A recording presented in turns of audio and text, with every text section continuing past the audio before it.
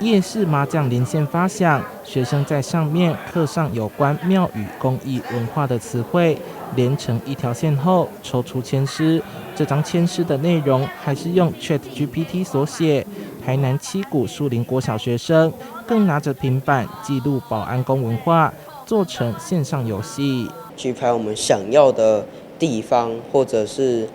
那些我们要的网站的那些架设，例如神明那些，还有武器，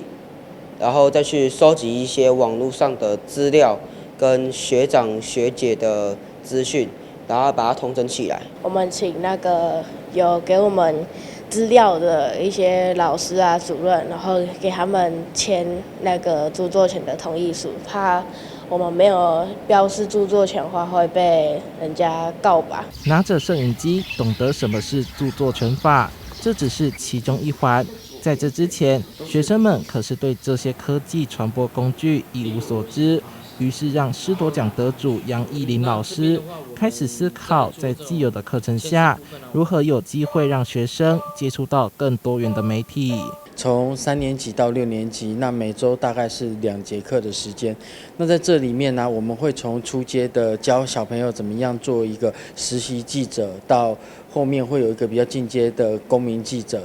那从一个设计师到后面的一个行销师，类似这样子的一个课程，然后慢慢的带着孩子来去做学习。一学期40堂课，除了深化学生对网络诈骗、假新闻等媒体素养观念，也让孩子认识什么是新闻，了解报道的呈现，从多个角度来看事情，并从学校中找出议题，制作成校园新闻，再进一步以专题探究的方式到社区记录。我们找到地方创生的议题载体，那我们来制作媒体，那训练学生来发表解说，从这些制作媒体、行销媒体的这个当中，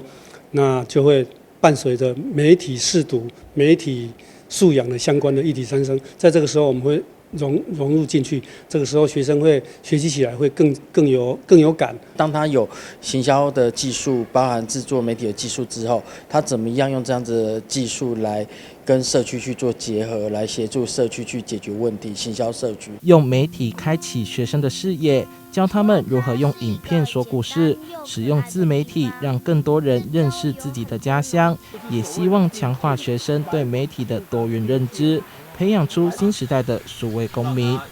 记者杨世怀台南报道。